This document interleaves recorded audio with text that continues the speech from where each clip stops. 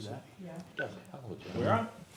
Good morning, ladies and gentlemen. Welcome to the Muscatine County Board of Supervisors regular meeting for Monday, November 10th, 2025. I'm going to call the meeting to order. First item of business is to review the agenda. Move to approve as presented. Second. We have a motion and a second. All those in favor, please say aye. Aye. Next up is discussion and possible action to approve claims dated November 10th, 2025 in the amount of $898,763.29. I'll move the approval. We got a motion Second. and a second. Any discussion? All those in favor, please signify by saying aye. Aye. Opposed? Motion passes.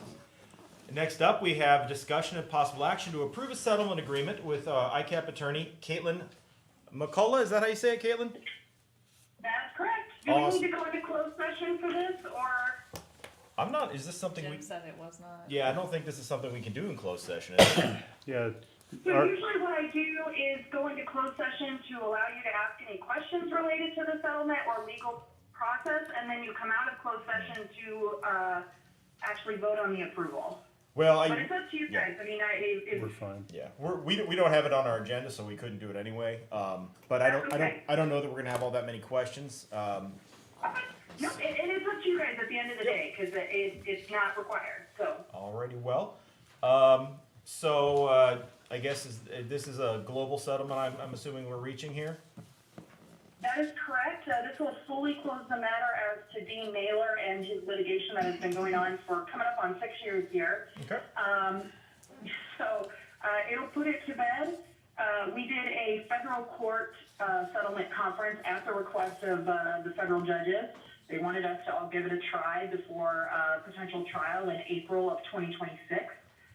This was after we had won on a motion for summary judgment, I think about 2.5 years ago. His attorneys ended up appealing that up to the 8th Circuit. The 8th Circuit did largely agree with us, but at the end of the day said that they felt there were a few questions a jury did need to have posed to them, and so they did send it back down for it to proceed to a federal jury trial. And that's when the judges said, let's have all the parties come together with a federal judge that would not be the one handling the trial, and see if that judge could assist us in reaching a deal that would get this matter closed for the county. Okay. So just to kind of let you guys, unless you have initial questions on that, I'll let you know what kind of deal we reached last week with federal judge Bill Kelly. They started out with a demand of $1.7 million, which was insane. We all feel very confident that Mr. Naylor was not owed really anything. And really what we were looking at here was something that dealt with, cost of litigation, not something that we felt would be rewarding to him. Ultimately, we ended up settling at $85,000. So we were pretty happy with that when they started at $1.7 million. And another thing I'd like the Board of Supervisors to consider is the fact that in the process, we learned that their attorneys had spent or billed about $800,000 worth of legal fees. You're taking home $10,000.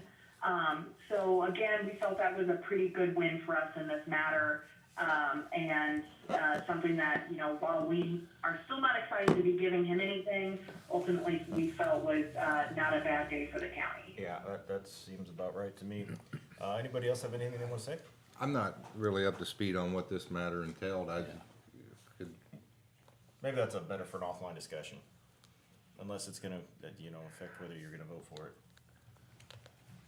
Yeah, if anyone needs a mini catch-up on it, I'm happy to give some details, but I'll leave that up to you if you'd like. I mean, us to it's do public here. record. If you want to just summarize the allegations and the defense.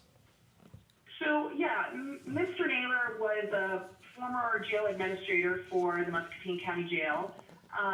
In around 2020, Clark Kaufman of the Iowa Capital Dispatch discovered some online posts that Mr. Naylor was making regarding his end-time belief, specifically that he believed Muslims would be the cause of the end of the world and would start a bloody war with Christians. He also had some very specific ideas related to LGBTQ people, Catholics, and Jews. All of this was online, but not at the time known to the sheriff's department. Obviously, it became known in the course of the reporting. After Mr. Kaufman made his public news stories, once he published them, there were calls from the Johnson County Board of Supervisors, as well as the mayor of Iowa City and the U.S. Marshals all called the sheriff's office to let them know that they were considering pulling their inmates from the jail. The U.S. Marshal would have been particularly devastating to the jail's financials if they had decided to pull their inmates. And a key concern was if any inmate fell into any of these categories that Mr. Naylor had opined about, and they raised discrimination complaints of their own, it would be nearly impossible to defend against those complaints and would almost be a free ride into some settlements and litigation for those different parties. And that was obviously a concern for third parties that were utilizing the jail and for the jail itself. Ultimately, after an investigation where Mr. Naylor stood behind his comments and the fact that he was not going to take them down despite them violating the jail's social media policy, he was let go. He then brought litigation based off of religious discrimination, saying that we terminated him due to his closely held religious beliefs. Litigation pursued for quite a while. Like I said, we actually won on a motion for summary judgment before it went to trial initially. They did appeal that. It went up to the 8th Circuit, and the 8th Circuit said that there was a few questions that they felt a jury needed to answer, and that's when it came back down. So that's why we've got about 6 years here that's taken place. A lot of that is because things don't move quickly with the 8th Circuit. So just that appeal. I think that's probably a nice, quick summary, but if anyone has more specific questions, I'm happy to answer them. Okay. Thank you, Caitlin. All right, guys, so you're asking us to basically approve this term sheet, which looks to be pretty comprehensive to me, and I'm assuming there'll be a more formal settlement agreement that papers out all of this. Correct, and that more formal settlement agreement will then be sent to the Board of Supervisors to approve and sign. But yes, it will contain these terms. There will be no confidentiality provision because of Iowa's open record laws. That is one thing to make sure you all know before you approve. Okay. Does anybody else have anything further? I'd move the approval. We have a motion to approve I'll second. and a second. Is there any further discussion? If not, all those in favor, please say aye. Aye. Opposed? All right, Caitlin, thank you so much for your time and all your work on this. Thank you so much, guys. I appreciate it. And I will be sending that more formal agreement along either later today or tomorrow, and I'll send that to Kayla Neighbor, and then she'll get it to the rest of you. Sounds great. Thank Thank you. you. Have a great day. Bye. Bye-bye. Okay. Are we clear? All right. Next up is discussion of possible action to approve and or disallow 2025 Family Farm Credit applications as recommended by the Muscatine County Assessor with Administrative Deputy Assessor Kelly Kroll. Good morning. Good morning. So the signing period for the 2025 Family Farm Credit ended November 1st. The applications are for properties classified as agriculture where there were changes to ownership, purchase of new ground, or change in the farmer. We're recommending to allow all the submitted applications. Okay. Anybody have any questions? I'd move. I'll second. We have a motion and a second. Any discussion? All those in favor, please say aye. Aye. Opposed? Motion passes. Thank you. Number 6 is items with Information Services Director Bill Riley. Morning, Bill. A is discussion of possible action to authorize a redesign of the Muscatine County website by Neapolitan Labs in the amount of $36,000. This is being brought because we've had discussions in the past about the current website, the cost of the annual maintenance on the current website, and some issues that we've found with the site not being necessarily always user-friendly when they're searching for information.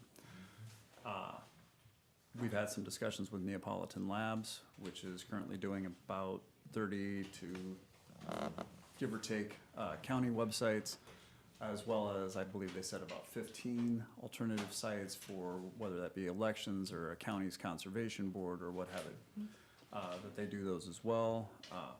And so they're an Iowa-based company. this is what they're focusing on. We're currently paying about 20,000. That will go up between 5 and 10% this year for Civic Plus, just for our maintenance fees. So we have some extra dollars at the moment that we can use to offset the difference between what those maintenance fees would have covered for Civic Plus to apply towards Neapolitan Labs, and then cover the rest, hopefully out of extra funds that we have at the moment. That way, we're not continuing forward with Civic Plus, which isn't really working for us. We're moving on to something else.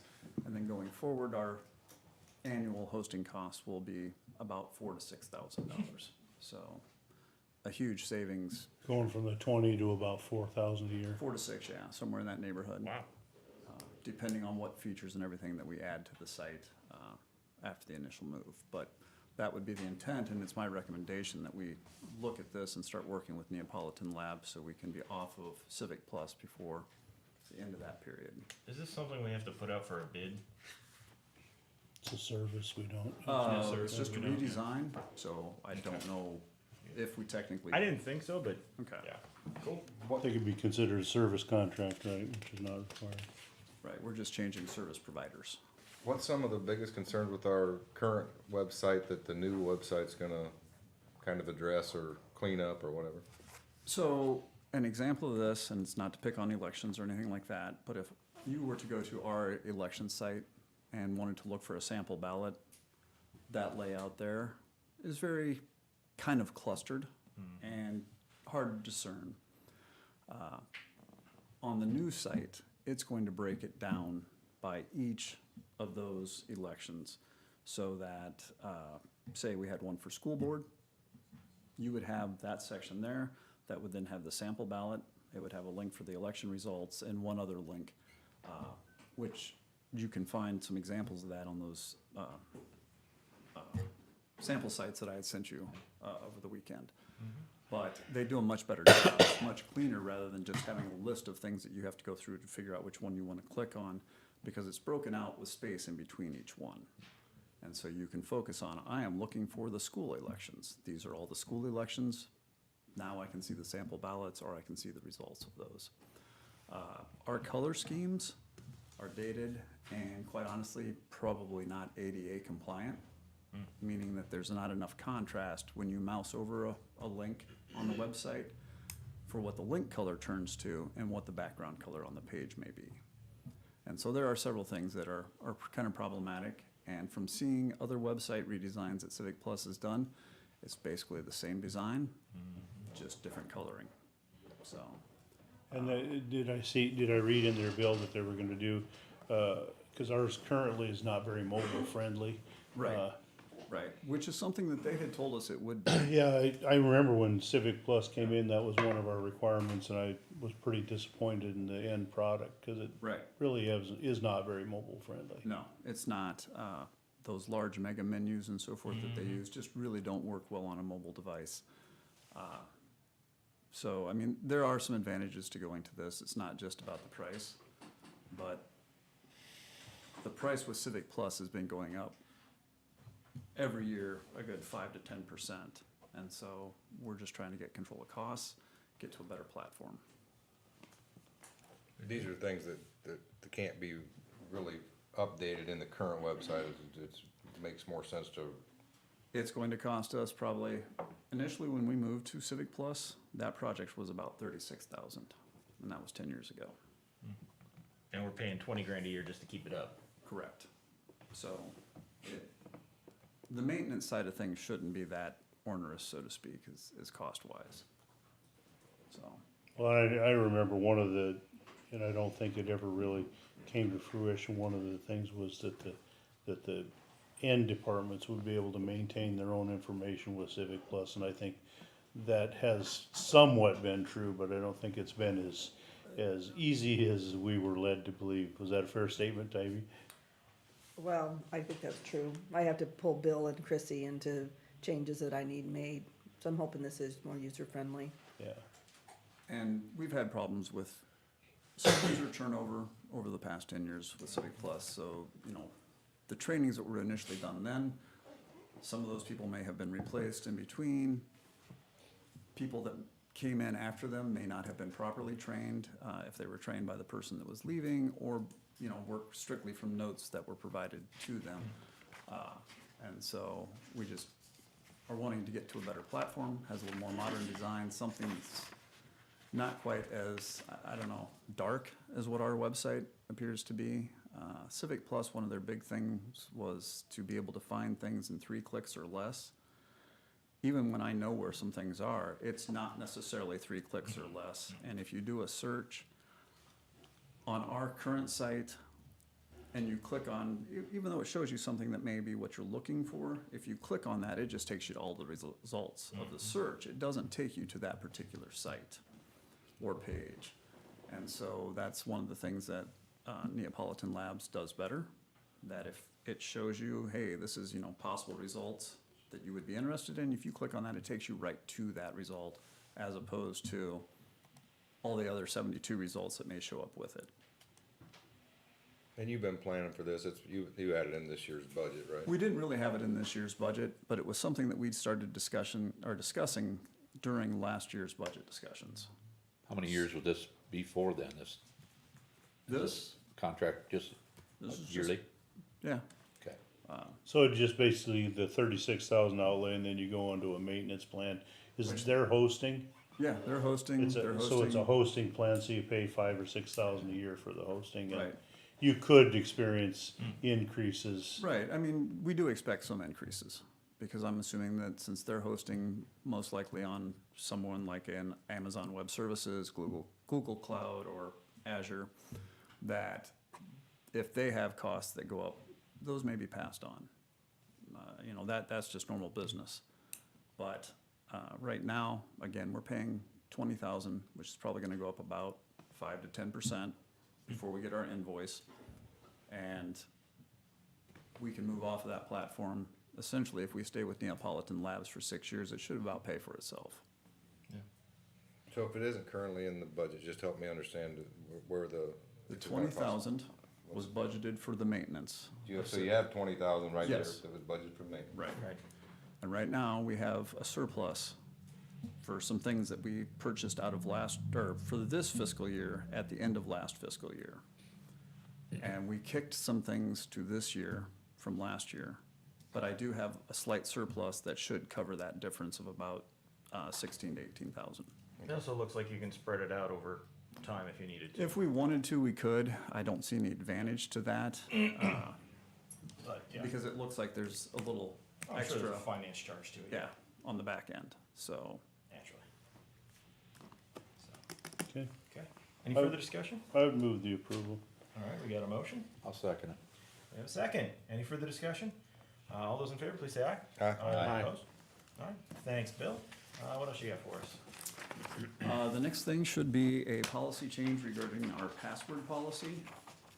And this is intended to bring us more in line with both our HIPAA and CJIS requirements. That will bring us up to using a 12-character password from the current 6 as our minimum. We will also be changing how frequently users have to change those passwords to at least 1 year.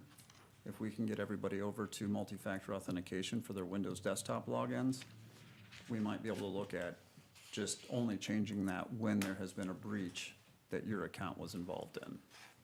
And so that makes it easier on our users that currently have to change it about every 60 to 90 days. Other things to note is that we would be starting to screen for known bad passwords, such as password or 1, 2, 3, 4, 5, 6, 7, 8. All those types of things, and those won't be allowed.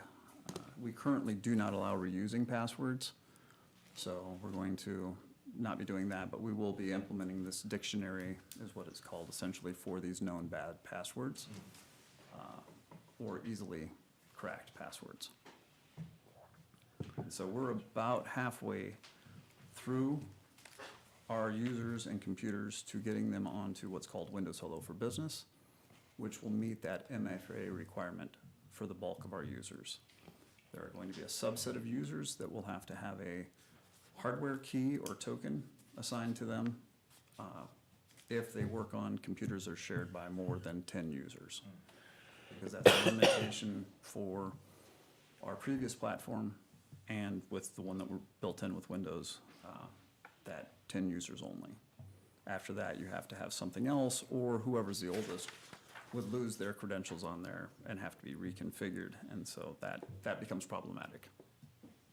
Seems like a setup for a Katie joke for this morning, but I won't take it. Dang. So, but that is what this is request about, is just to bring us more in line with those compliances. I move. So Bill, the changes around desktop password managers, we're already implementing that. Right, That's part of the original process, we're about 50% through it. that we have about 50% adoption on. This is separate from that. Okay, The password managers that you're talking about, Yeah. those are for what people use to log into various websites that their job may require. So whether that be a banking website, a state website, a federal website, all of us are getting more and more passwords. yeah, You know, a lot of services or even websites have, everything that we have to log into now. And so that's what those password managers are for. In the information that I provided you this morning or sent you over the weekend, they're referring to a password manager as to something that we've been using already, which was what we implemented several years ago, where people can unlock their accounts if they've typed in the wrong password too many times, or even go through and reset their password that way. We're just going to be then adding the dictionary component to it, or the list of known bad passwords. okay.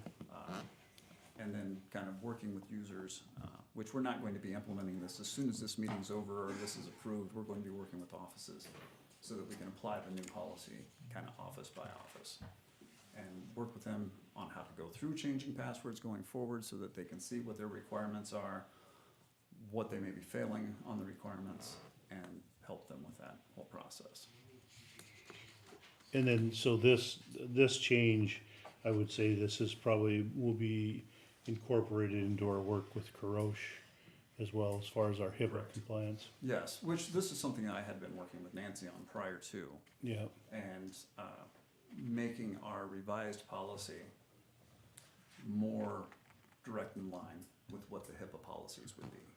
okay, And so these are things that we had discussed at that time. We, at the time when working with Roger from Karash, opted for 10, but since then, password requirements have gone up, not down, as far as number of characters or pass keys, pass phrases, those types of things. So, okay. So I would move the approval. We have a motion? All right, Danny actually made the motion earlier. You want to say? Did you? Oh, yeah, I'll second, sorry. All right, no problem. We have a motion and a second. Any further discussion? If not, all those in favor of updating our policy, please say aye. Aye. Opposed? Motion passes. Thanks, Bill. thank you. Appreciate it.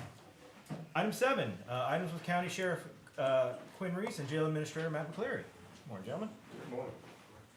A is discussion and possible action to adopt a Muscatine County Correctional Officer's Federal Qualification for Transports Agreement and revisions to the Handgun Purchase Assistant Program policies and procedures.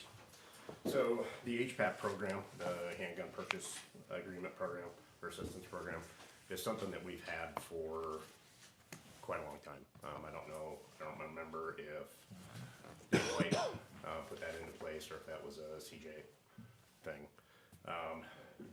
Some discussion over the last couple weeks. We've adapted it a little bit to include corrections officers, which will long-term help us out as far as getting people to sign up for to do Fed transports. No, In reading through that, that doesn't change anything on any of the non-professional permits, nothing like that, it doesn't look like, right? Correct. So we switched the permitting probably 3 years ago. There were some issues with the permit that we were issuing and going into Illinois. I won't go into Illinois, but we'll talk about that later. So we switched everybody over to the corrections officers permits. They can still come in and get a non-professional permit if they like, but we issue a corrections permit that will allow them to carry in the course of their duties wherever they go. So into Illinois, so on and so forth.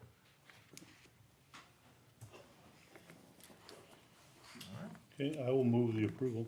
We have a motion, No, second. we have a second. Any discussion? All those in favor, please say aye. Aye. Opposed? Motion passes. 7B is discussion and possible action authorizing the chair to execute a fiscal year 25-26 methamphetamine drug hotspots grant program agreement in the amount of $9,000. So the camp grant, is one of those that you probably remember from years past. Is one that we get yearly. So this is re-upping it for next year. I'd move it. I'll second. Got a motion and all kinds of seconds. Any discussion? All those in favor, please say aye. Aye. Opposed? All right, passes. Thank you so much.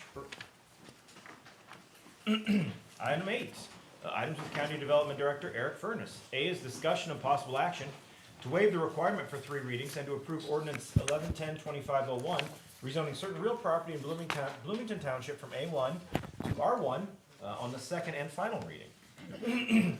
Morning, as you recall, excuse me, last week held public hearing on this rezoning request and approved on the first of 3 readings. Received no additional correspondence on the matter. Staff opinion remains unchanged, and the applicant has requested that we waive the third and final reading and approve on the second reading, so. I want to get going on it, I assume. Yep. All right. Do we have Nobody else has reached out, you haven't heard nothing. all right. Do we have a motion? So moved. Do we have a second? I'll second. Okay, this is a roll call vote. Jeff, Aye. Danny, Aye. I vote aye. Kurt, Aye. and Scott. Aye. Motion passes. 8B is discussion and possible action to approve change order number 1 in the amount of $11,250 and change order number 2 in the amount of $3,400 for the Community Services Building Repairs Project. I'm gonna let Brandon Hatcher from our office speak on these. He's, as you know, also helps with the project management of county projects and was kind of working on some of these when they got started, so I'll let Brandon speak to them. All right, so number 1, we have some stone replacement on the front ramp of the community services building. This was something that was somewhat, it was expected that we were gonna have some, so we had them put a unit price into the contract. As things got going, we met out there with the architect and looked at the actual number of stones to replace, and that came up to the 45 unit price. And then number 2. And then on number 2, so up on the roof, kind of on the parapet area, we've got some areas that we're scaling off and they need restuccoing and repairing. The contractor is wanting to add some extra membrane area where we had some real penetration with the water coming through. So we had a steel cap prescribed to go on there, but we've added the membrane underneath there to kind of stop the water now. That's what that Tarco, the picture of that dark membrane was, so the proposal is to add that membrane, then come over it with a steel cap, So yeah. just to clarify, that membrane's already been added. A little history on this, we knew we had a lot of water infiltration in different places, and it was kind of hard to track down where it was all coming from. One of our more recent significant rainstorms gave us some ideas. Brandon actually took it upon himself to work with Oscar, got up on the roof and introduced water through some suspect locations, and we found the sources of the infiltration. Because we had active infiltration going on and the metal coping that is part of the approved project was not ready yet, we approved them to put that membrane down, which I think is a great second, additional protection, and ceased. We are not, the Oscar reported even this weekend, we didn't have any more leaks, even though the project's not done yet. So because that was gonna be under the threshold that we could approve, we told them to go ahead and do that, so I really need an affirmation on that one. Brandon and I thought that was a good solution, and we got on it and it worked. The steel cap will still be getting installed. Okay, good, thank you. And then the last item on there was some handrail, kind of guardrails that keep people out of the window wells down there on the building. We'd noticed when they kind of started sandblasting them off to get them cleaned up, to repaint them, the metal was deteriorated kind of up close to the wall on a lot of them. We proposed maybe rebuilding them completely, but we kind of came to the conclusion that we can just repair what's there and add some pipe to it and new flanges, and so that's what all those items. I'll move the approval. Okay, so we got a motion for approval of both. Is there a second? I'll second. All right, we have a motion and a second. Any further discussion? Not, everybody in favor, please say aye. Aye. Opposed? Motion passes. Thank you. 8C, review special use permit granted by the County Board of Adjustment on October 30th. Okay, I think all of you are more than familiar with this case. On October 30th, the Board of Adjustment held a public hearing in the evening on a proposed utility scale solar energy system ordinance. This is the one that's called the Muscatine Solar Project. And at the end of that lengthy hearing, where there was considerable discussion, they did grant the special use permit for utility scale solar on approximately a little over 300 acres of A1 zoned ground down in the Fruitland, Isley Hill area. So just a review, because it's a special use permit that is the authority of the Board of Adjustment. Just a clarification on that, Eric. The special use was on approximately 300 acres that are in A1 ag, Correct. which is what's required. But there was also an additional about 1,200 acres in Muscatine County that would be, needs no special improvement because it was an The industrial. total is a little under, around 1,100. There Oh. was about 600 acres. Actually, I think it was reduced down to about 900 now, total in Muscatine. There's about 600 acres that was already zoned industrial, which is a permitted land use in that zoning district, so it was not subject to review. Now, it's still subject to all our ordinance requirements as far as the minimum setbacks and the other requirements inherent with our solar ordinance, but they did not need to obtain a special use permit for anything zoned industrial. That's the way, when we adopted our solar ordinance, the way it was structured, so. All right, thank you. And that CSR on that, it was in the 40s, am I correct? I mean, there's a lot of ground that is fairly low CSR, but just to remind everybody, CSR is not a considering factor in our solar ordinance. But yes, in this case, especially in the Muscatine County portion, I can't speak to the Eliza County portion, the lion's share of the ground is low CSR sandy soil in this area. A lot of it irrigated. Okay, anything else on that, guys? If not, we'll move on to 8D, discussion of possible action on a request from Iowa State Association of Counties for support of an amicus brief regarding zoning ordinances. Okay, so I sent you a link on this. ISAC had sent out kind of a summary, which I believe you got. There was also a link to an online discussion summary on this case. I'm not going to go into all the details or try to put on a appellate attorney hat here, but basically, this case deals with Shelby County, Iowa, and Summit Pipeline Company. Shelby County and Story County, Iowa have local pipeline ordinances in their land use ordinances. They were sued by this Summit Pipeline, who are claiming that state and federal pipeline siting legislation preempts local jurisdictions.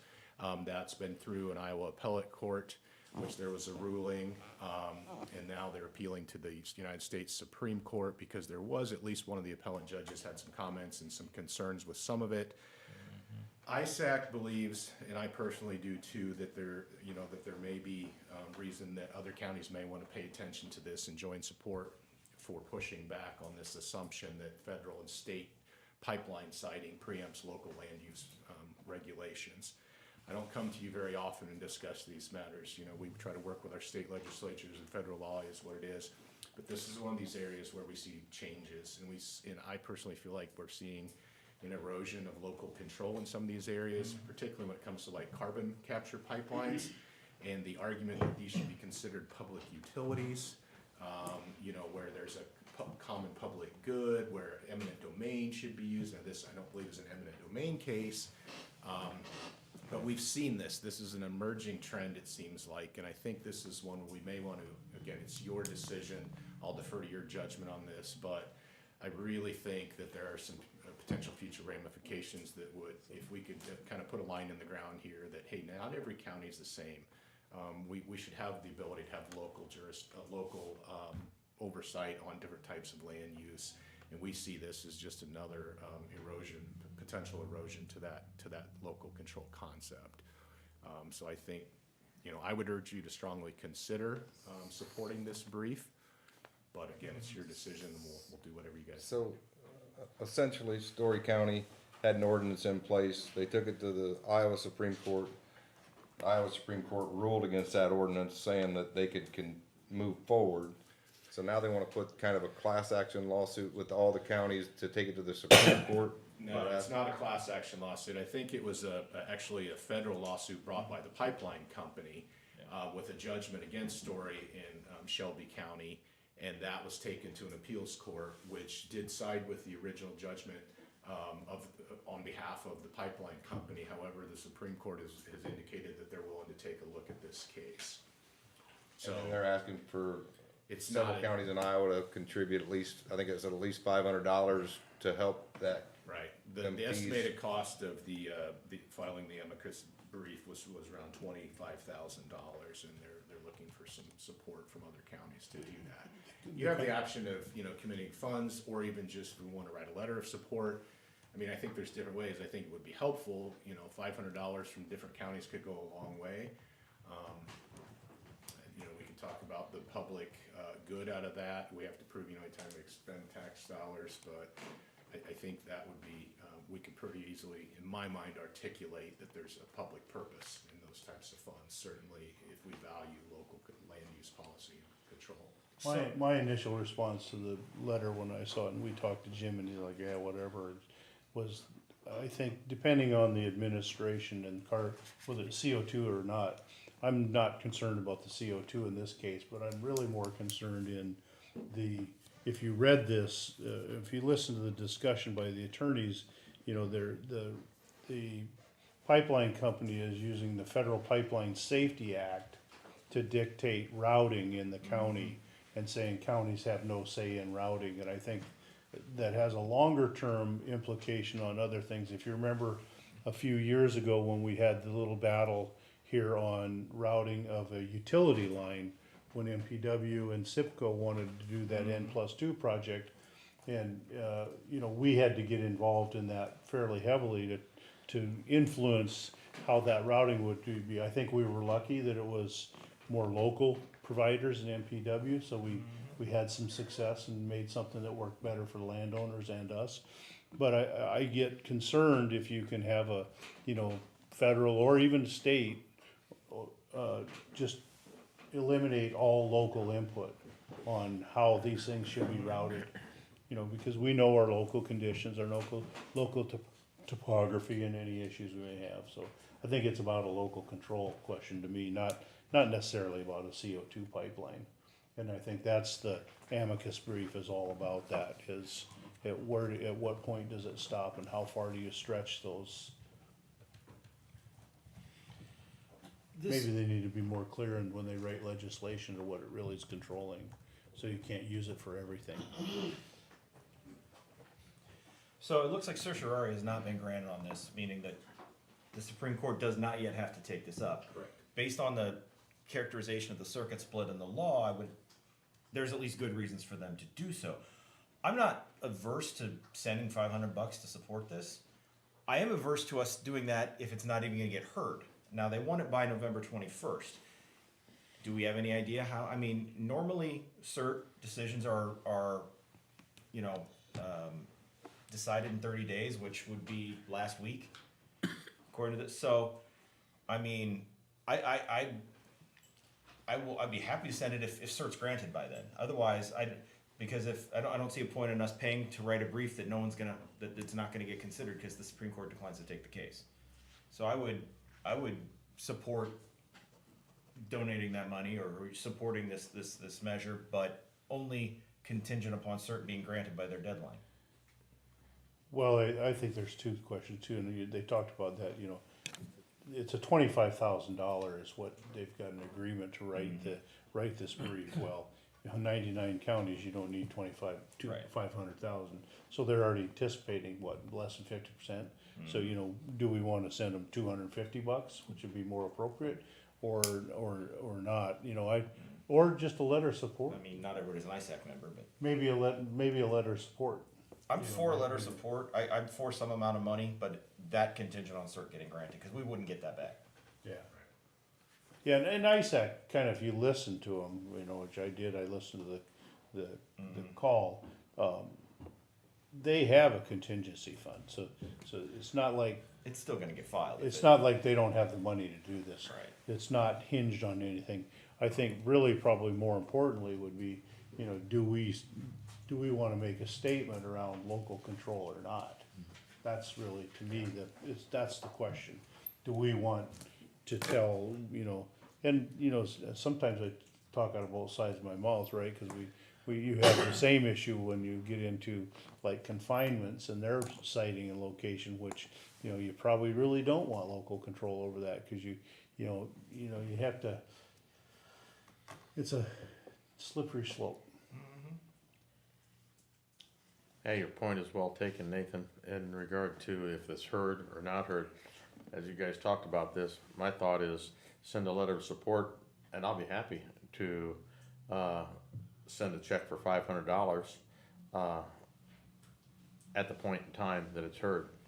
That's how I would approach this personally. Or that they agree to hear it, I mean. That's what I'm saying. Is that something that I could monitor and with a conditional conditional motion, that So- if I can get confirmation that the Yeah. cert's been issued on There's that? a Right? daily decisions order website, and you could even probably just tell them, hey, we're willing to pay some when cert gets granted, so tell us when it's granted. And again, and my suspicion is that, let's say cert doesn't get granted by their little deadline, they're not gonna turn down a contribution that's a couple of days late. Right, cause You we know. have our claim schedule that we'd have to factor in there whenever we Right, get that, exactly. Yeah. you know, but. So, yeah, so is that more or less do we need a motion on this? It's on as a potential, Action. discussion, possible action items, so I Alright. think it would be So- best to- So I'd make a motion that we do that with the condition that cert be granted, Yep. and that we direct Eric to monitor, and when that happens, to So send the if payment. I can, so yes on the letter of support, no matter what, and then a certain amount dependent on cert being granted. Is that? When you say certain amount, did we We said define this? 500? certain amount? And then, Five yeah, hundred, they asked for 500. 500. I'm fine with 500. I'm fine with that. So that's a Yeah. motion for 500, a letter of support and 500 condition on cert. The payment condition on Yep. cert. Yep, That makes sense to me. cool. Okay, that's my motion. We have And a I'll second that motion. All right, did you get that, Ivy? I did. All right, let me know if you need any clarification. Any further discussion on That was easy that? enough. Appreciate you cluing us into this, Eric, and if Like not, Like I said, this isn't something that I would typically bring before you, to Jeff's point, there's certain things where I think, review and jurisdiction should stay with the state, like hog confinements, manure management, agronomy, that type of stuff, but there's other certain things that are just, seem to present a pattern Yeah. of concerning erosion of our local control. especially since it seems kind of a crooked way of doing it, it's, yeah. So we have a motion, all those in favor, please say aye. Aye. Opposed? All right, motion passes. Anything else? Thank you, sir. Moving on to number 9, we have items with the county engineer, Brian Rashowski. A is discussion of possible action to approve the purchase of one 2026 cab tractor. All right, Good morning.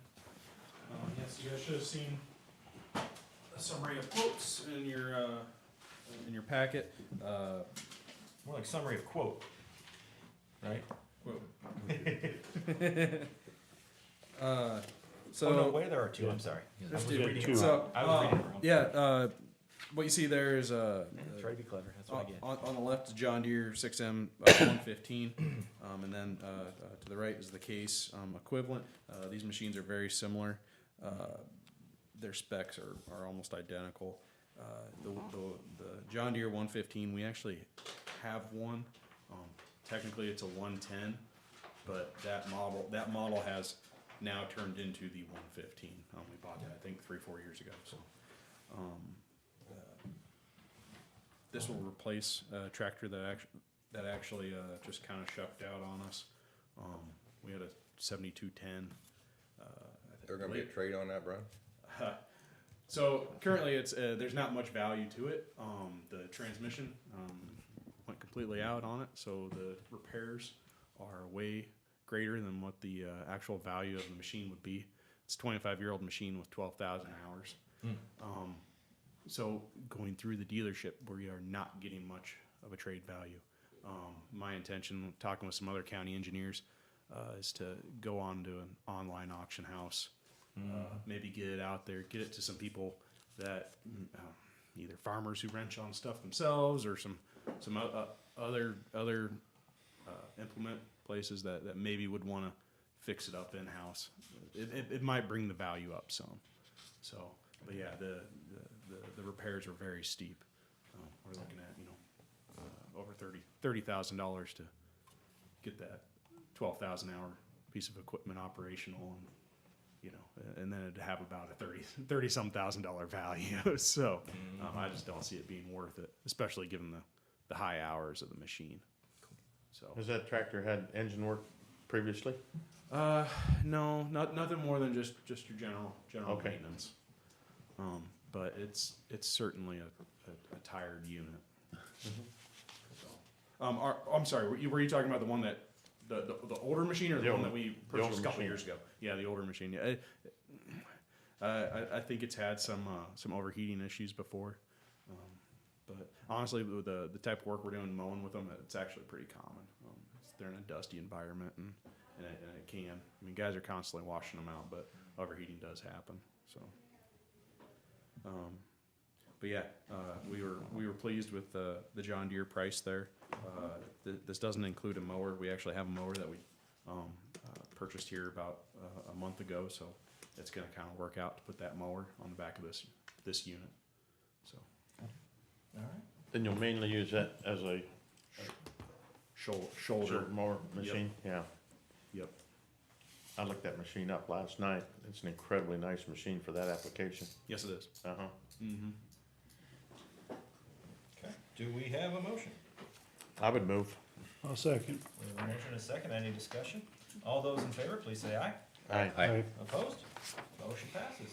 Anything else, Brian? Thank you. Yes, I want to give a quick project update. Down on Stewart, they're currently working, the majority of the major work right now is from about 49th Street north to in between the trailer home park. They have two entrances. Today, tomorrow, they plan to trim the modified, which means get it ready for paving, and then later this week, they plan to pave. And then there's quite a bit of work going on behind south of there where there's already been pavement. They're working on shoulders.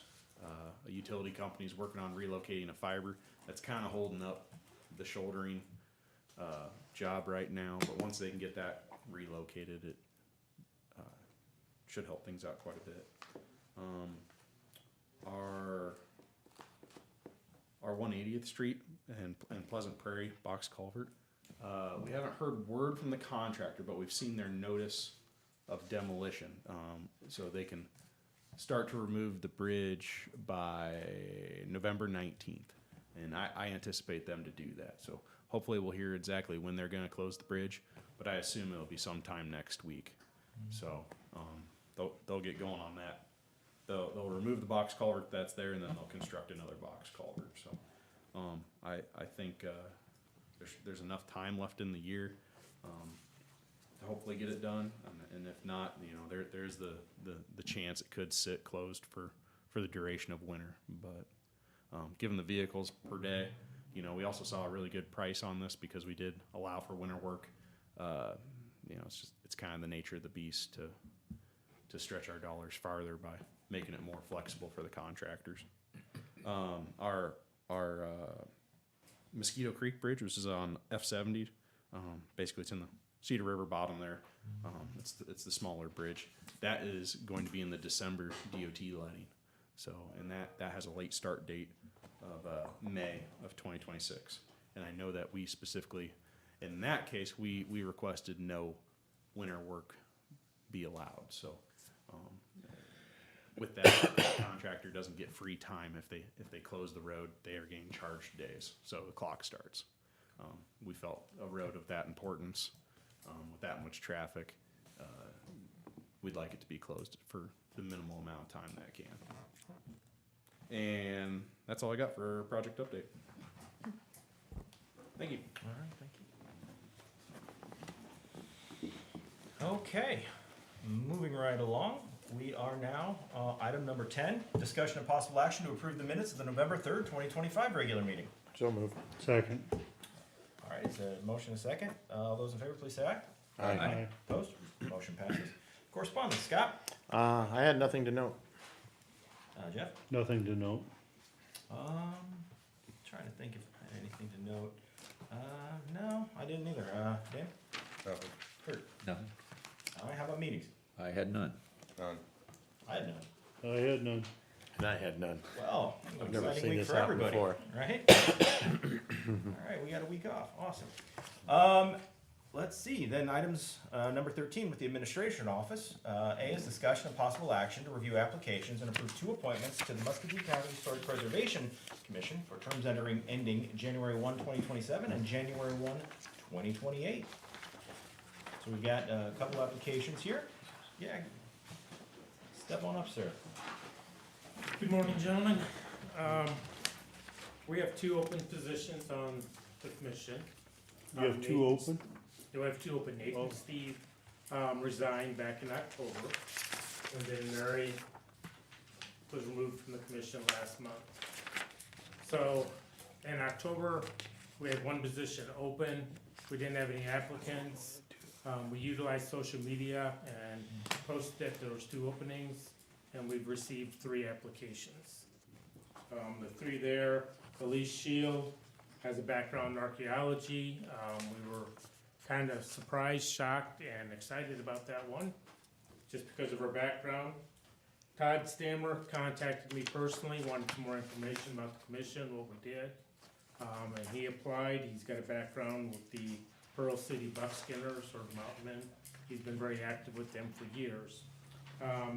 Dave Lurch, retired from the Estill Sheriff's Office, came to our October meeting. He was interested in it.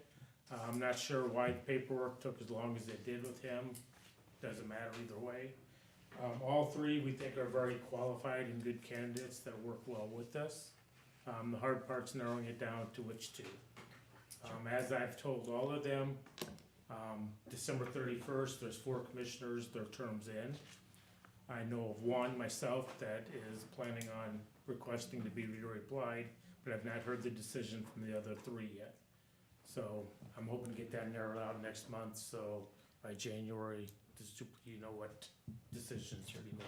So chances are we got maybe a spot or 2 opening up. Possibility, you know. Okay.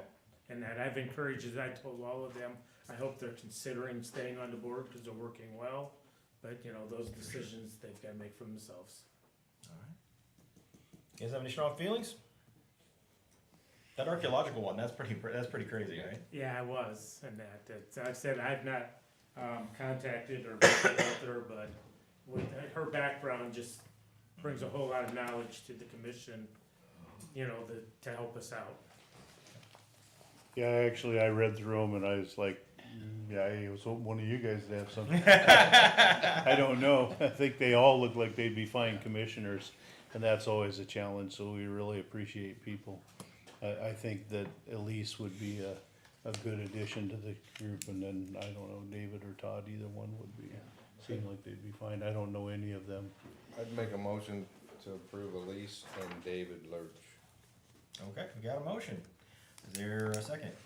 I'll second. Any further discussion? Yeah, it just echoes. Looks great. It's great to have more people than openings, and then maybe there'll be a chance for whoever doesn't win out to get on here in just a couple of months. We'll see. Which one do you wanna put in which? Oh yeah, that's a good question. Do you have any recommendations there, Chris? You know, it really doesn't matter. I'm hoping that even at the end of those terms, they'd be interested in staying, you know, for your approval. So I don't know if it really makes a difference. You want to do Lurch in when's it? They in 27 and 28, or is it 26 and 27? 27, 28? So you want to do Lurch in 27 and Elise in the 28? Sure. That work? Yep. Okay, that's the motion. Any discussion? All those in favor, please say aye. Aye. Opposed? Motion passes. Thank you so much, sir. Kayla, we have anything else with the administration office? Nothing else. Any county employees wish to address the board? How about information from?